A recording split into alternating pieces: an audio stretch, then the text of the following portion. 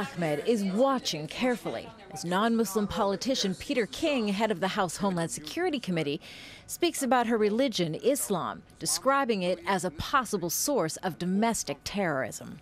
This threat is real and it is serious. But not all committee members agree and say Islam is just misunderstood. They were moved to tears when Keith Ellison, one of only 2 Muslim members of Congress, shared a story about a Muslim first responder who died on 9/11. Some people spread false rumors and speculated that he was in league with the attackers because he was a Muslim.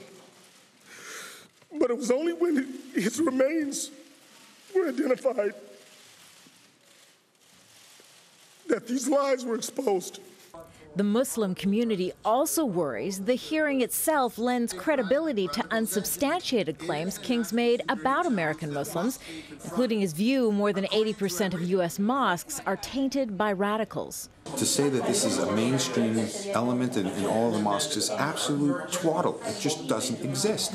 Muslim America's biggest challenge, both inside and outside the community, seems to be a lack of understanding about the true source of radicalization and what to do about it. But instead of providing answers, Ahmed says King's hearing has made that problem worse. Radicalization is an issue that doesn't affect, just one group. It affects everyone. And trying to divide us and isolate us as the problem isn't going to do anybody any good. And she wonders what message it sends to her children who are inheriting a country that still appears deeply polarized when it comes to religion. Kimberly Helkett, Al Jazeera, Sterling, Virginia. Well, Congressman Keith Ellison testified at that hearing, as we just saw in Kimberly Helkett's piece, and he was the first Muslim elected to the U.S. Congress, and he joins me now from Capitol Hill. Thank you very much for being with us, Congressman. Let me just start by asking you. Pleased to be here. Is this hearing a useful exercise in terms of, initiating a debate, a national public conversation about homegrown extremism, which is what King wants to look into, or is it more of the politics of fear, which are going to polarize Americans and lead them to believe that they should be fearing Muslims? Well, I believe that discussion about violent extremism within the United States is an important topic, and I wish we would have been able to address it. Unfortunately, the hearing missed the mark. The very premise of the hearing was not about violent radical extremism generally. It was about the Muslim community, which means all Muslims, and not just Al-Qaeda, not just dangerous individuals, but the entire community. And unfortunately, the manner in which the committee was conducted missed the mark as well. We did not have members of law enforcement except for the one witness that the Democrats put forward. We did not hear from the FBI. We did not hear from the Justice Department. We did not hear from scholars. We didn't hear from people who had good, actionable information upon which we could base policy. Okay, well, let me just build a little bit on what you say about it missing the mark, and I'd just like to give you some figures here. I mean, according to the FBI figures on terrorism attacks between 1980 and 2005, these are acts committed on U.S. soil. It shows that Islamic extremists were responsible for less than 20 of the 318 incidents which were recorded between that period, 1980 and 2005. Latinos apparently made up 42%. Next was extreme left-wing groups at 24%.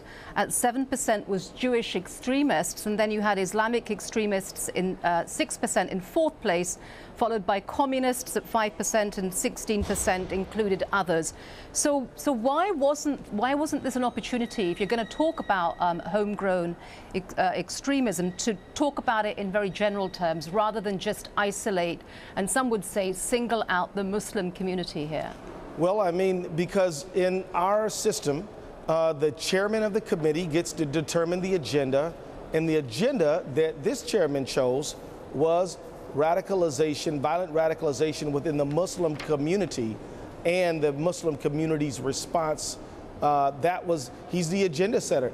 That is how in the House of Representatives business is done. So yeah, I was among many. I was just one among many who said the purview of this committee needs to be expanded.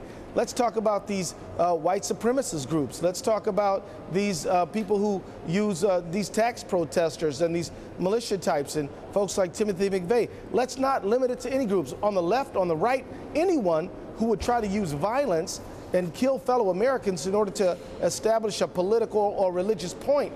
Let's talk about it all. But that is not what they wanted. All right, going to leave it there, but thank you very much, Congressman Keith Ellison, for talking with us about this subject. Thank you. Now, the U.S. state of Wisconsin is set to be the first state to remove nearly all union rights for public workers.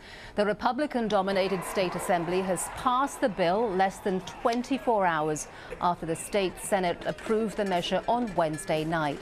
The vote followed more than 3 weeks of protests by teachers and other state workers. Wisconsin Governor Scott Walker says that he will sign the bill. Public employees like myself will pay a little bit more for pension. Public employees like myself will pay a little bit more for health care, but in both cases less than what the average middle-class taxpayer pays in the state for both of those. And third, public employees will no longer be mandated by law to be in a union. They'll have the choice to do that. They'll have the right to choose whether or not they're in a union. And AlJazeera's Rob Reynolds joins me live now from Madison, the state of Wisconsin, the state capital, rather, of Wisconsin state. Rob, is this fight now effectively over for Wisconsin Democrats? I mean, has the Republican governor won? Well, you would certainly not want to pose that question to the people here in this crowd and expect them to say anything along the lines of that the fight is over, Dalji. These people here, the demonstrators who've been demonstrating here for 3 weeks and more, are still very determined to keep up their protests.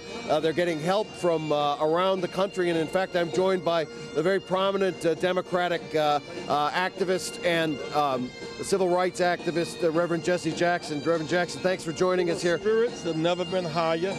You just spoke to the crowd. What do you make of this? Is this movement something that's taking steam? It's a core American value, and we marched this week in 1965 for the right to vote, and that was threatened. And now the right for workers to vote is being threatened. Those are our core values, and so once this is here, a sense of desperation and determination, in the sense that people here have lost their jobs, homes in the foreclosure, and can't pay student loan debt. So their backs against the wall and they're fighting back. You'll see a huge march here on this coming Saturday, and a bigger turnout. April 5, people come alive and do a big vote in the state.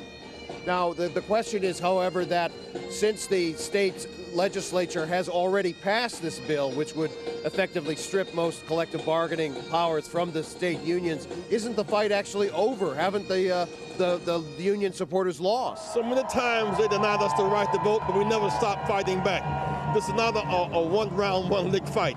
And I think that when these workers turn this enthusiasm into voting on April 5th, it's going to send a message, including recall movements. You're going to see register, revolt, and recall. It's going to have a dynamic effect. Here, students have the right to literally register and vote on the same day. Since they're interested, student loan debt is not greater than credit card debt. Students have a reason to fight back.